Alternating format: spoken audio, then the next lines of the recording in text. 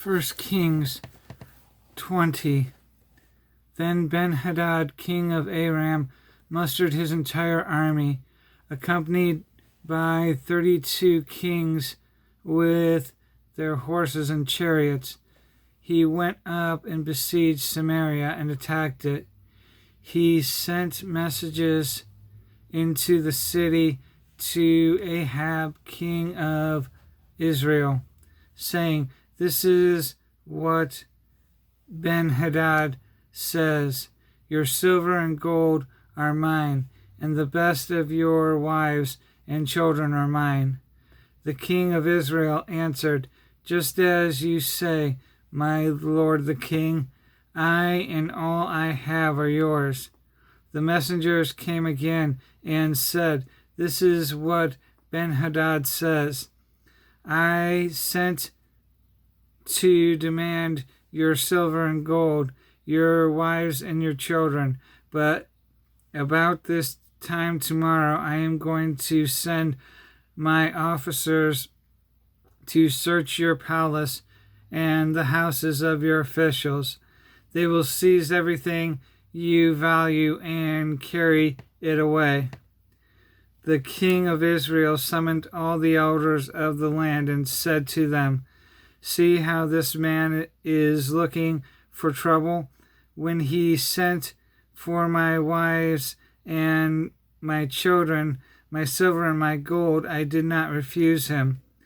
The elders and the people all answered, "Don't listen to him or agree to his demands." So he replied to Ben-Hadad's messengers, "Tell my lord the king, your servant will do all your demands, all you demanded the first time, but this demand I cannot meet." They left and took the answer back to Ben-Hadad. Then Ben-Hadad sent another message to Ahab, "May the gods deal with me, be it ever so severely, if enough dust remains in Samaria to give each of my men a handful." The king of Israel answered, "Tell him, one who puts on his armor should not boast like one who takes it off." Ben-Hadad heard this message while he and the kings were drinking in their tents, and he ordered his men prepared to attack. So they prepared to attack the city. Meanwhile, a prophet came to Ahab, king of Israel, and announced, "This is what the Lord says. Do you see this vast army? I will give it into your hand today, and then you will know that I am the Lord." "But who will do this?" asked Ahab. The prophet replied, "This is what the Lord says. The young officers of the providential commanders will do it, and you will start the battle." "And who will start the battle?" he asked. The prophet answered, "You will." So Ahab summoned the young officers of the provincial commanders, 232 men. Then he assembled the rest of the Israelites, 7,000 in all. They set out at noon while Ben-Hadad and the 32 kings allied with him were in their tents getting drunk. The young officials of the provincial commanders went out first. Now Ben-Hadad had dispatched scouts who reported, "Men are advancing from Samaria." He said, "If they have come out for peace, take them alive. If they have come out for war, take them alive. The young officers of the provincial commanders marched out of the city with the army behind them, and each one struck down his opponent. At that, the Arameans fled, with the Israelites in pursuit. But Ben-Hadad, king of Aram, escaped on horseback with some of his horsemen. The king of Israel advanced and overpowered the horses and chariots and inflicted heavy losses on the Arameans. Afterward, the prophet came to the king of Israel and said, "Strengthen your position and see what must be done, because next spring the king of Aram will attack you again." Meanwhile, the officials of the king of Aram advised him, "Their gods are gods of the hills. That is why they were too strong for us. But if we fight them on the plains, surely we will be stronger than they. Do this: remove all the kings from their commands and replace them with other officers. You must also raise an army like the one you lost, horse for horse and chariot for chariot, so we can fight Israel on the plains.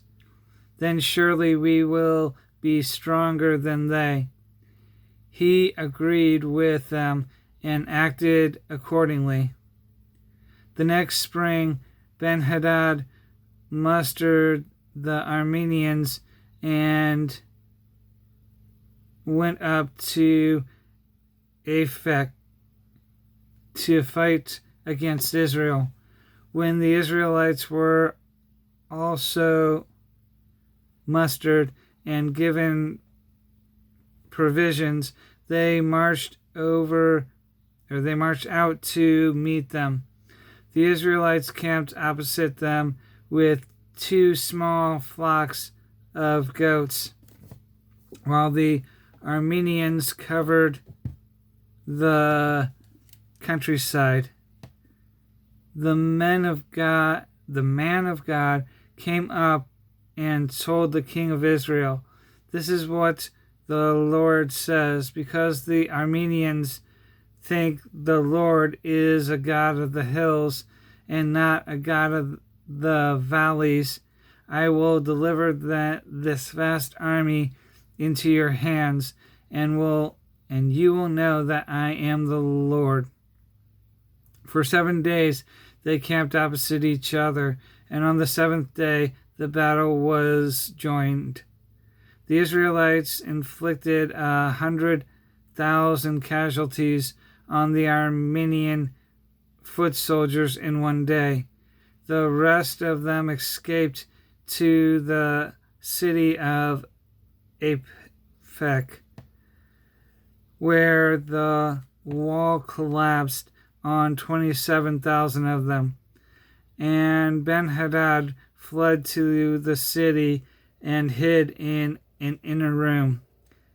His officials said to him, "Look, we have heard that the kings of the house of Israel are merciful.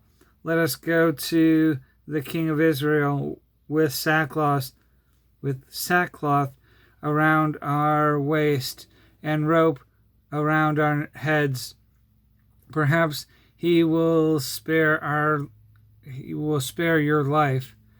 Wearing sackcloth around their waist and ropes around their heads, they went to the king of Israel and said, "Your servant Ben-Hadad says, 'Please let me live.'" The king answered, "Is he still alive? He is my brother." The men took this is a good sign, and were quick to pick up his word. Yes, your brother Ben-Hadad, they said. Go and get him, the king said. When Ben-Hadad came out, Ahab had him come up into his chariot.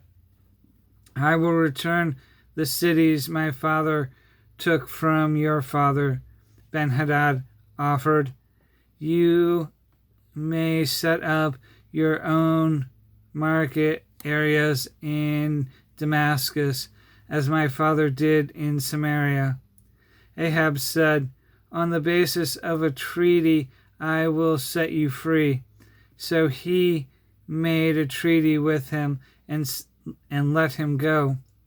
But by the word of the Lord, one of the sons of the prophets said to his companion, strike me with your weapon.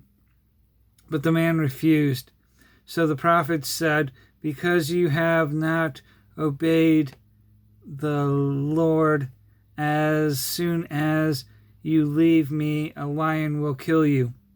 And after the man went away, a lion found him and killed him. The prophet found another man and said, strike me, please. So the man struck him and wounded him. Then the prophet went and stood by the road, waiting for the king. He disguised himself with his headband down over his eyes. As the king passed by, the prophet called out to him, your servant went into the thick of the battle, and someone came to me with a captive and said, guard this man. If he is missing, it will be your life for his life, or you must pay a talent of silver. While your servant was busy here and there, the man disappeared. That is your sentence, the king of Israel said. You have pronounced it on yourself. Then the prophet quickly removed the headband from his eyes, and the king of Israel recognized him as one of the prophets. He said to the king, this is what the Lord says. You have set free a man I had determined should die. Therefore it is your life for his life, your people for his people. Sullen and angry, the king of Israel went to his palace in Samaria.